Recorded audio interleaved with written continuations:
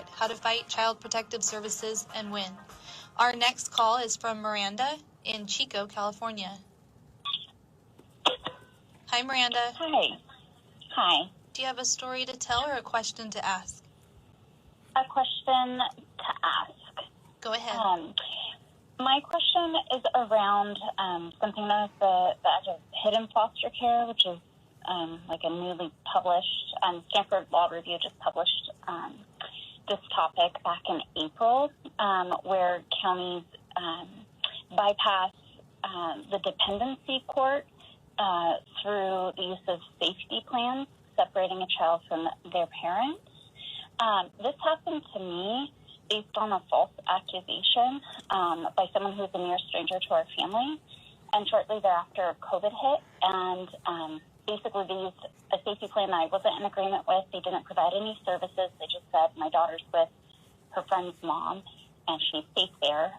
They had me arrested on a false allegation, which later, like 8 months later, I got a random letter from the police saying it wasn't an arrest, it was just a detainment only. My name was taken off the ICAC list. All this weird stuff started happening like that, but I still don't have my daughter back. She was never adjudicated. The second I got it, my daughter had escalated and was in a mental health crisis, and she was on a safety plan and was under doctor's orders to go to the crisis unit. And the police questioned me and then arrested me. I spent 3 days in jail. My background's in child welfare. I'm a behavioral health counselor. And so I knew that you can't separate my daughter and I because of a safety plan. And my sister objected to the social worker told me in jail that he couldn't give me his card. He said he almost refused to take down the majority of my family's names and numbers, and she ended up going to this random person who he admitted knowing. I had a county internal investigation going, which has been 11 months now, and it's still not completed. I filed statewide civil rights complaints, which just spoke to them last week, and they're in receipt of the county report, but they haven't worked out a resolution yet, and they can't talk to me much about it. In the meantime, my daughter's been in a probate guardianship. My sister objected. I objected, and she's still with this random person. And I don't know what to file other than an objection to get her back. And due to COVID, we haven't had a trial. She's now failing school. She's been suspended. She's now addicted to drugs. I watch her social media all the time. She's smoking and vaping and hypersexualized.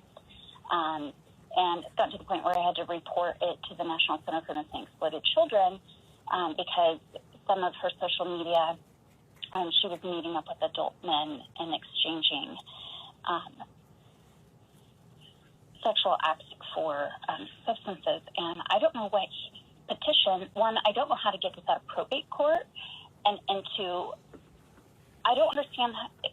My specific question is it ever lawful for a social worker to take temporary custody of a child when a sole parent is in jail and just give them away without filing a petition in dependency court? And if that happens, what due process do I have as a parent? Because I've been told I can't file a fair hearing, an administrative fair hearing. The foster care ombudsman's office was one of the first calls they made, and they said that it was outside the scope of their jurisdiction. And then I can't provide video evidence of my daughter escalating and actually assaulting me unless it's at an evidentiary hearing, which we still have not had, and it's been 11 months due to COVID. And there seems to be no process to navigate to get eyes on this situation. What is your advice? What can I do? Okay. So, first of all, you have been informed or you have researched some things and you are mixing some apples, some oranges, and some grapefruits. Okay. All right. So, basically, a social worker cannot take your child for more than 48 to 72 hours without filing a case in the juvenile dependency court. Now, you mentioned something about... He did create a form that just says why he released. There was a form that he had to say she was in for a certain number, above a certain number of hours, and this is why I'm releasing it. And he claimed on that form that he was releasing her to this woman because prior to CSD involvement, she was already there, which was a lie. My daughter ran away to her friend's house. Was a case actually filed in the juvenile dependency court? No, and I had to file an internal complaint with our Children's Services Department at the mere fact that they didn't put my daughter in foster care. Okay. So I'm going to back up, Miranda, and I'm going to ask you this question again. Was a juvenile dependency case filed against you and your child? No. Okay. No. Now, you mentioned a guardianship hearing, probate guardianship. Yeah. When was that filed?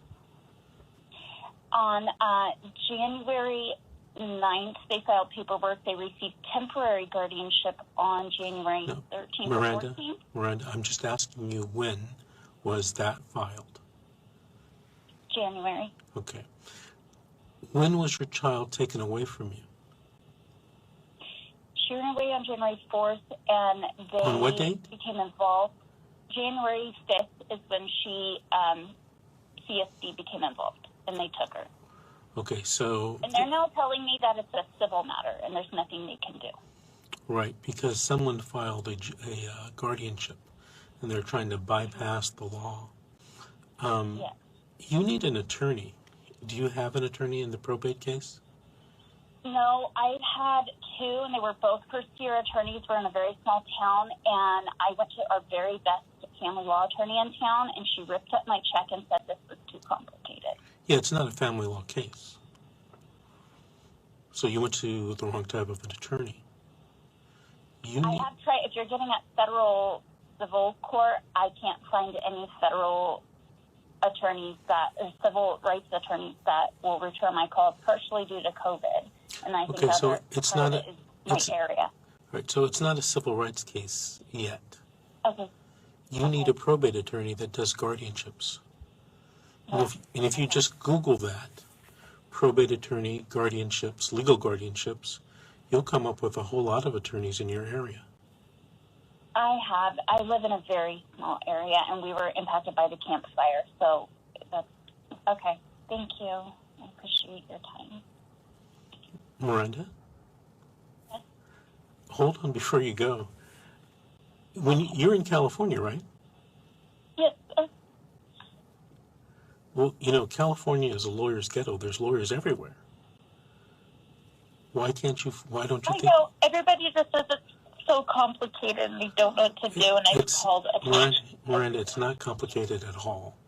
Listen, write down my phone number, call me tomorrow, make an appointment to talk to me on the phone, and I'll give you an explanation of what to do in about 40 minutes, okay? Okay. 888-888-6582. 888-888-6582.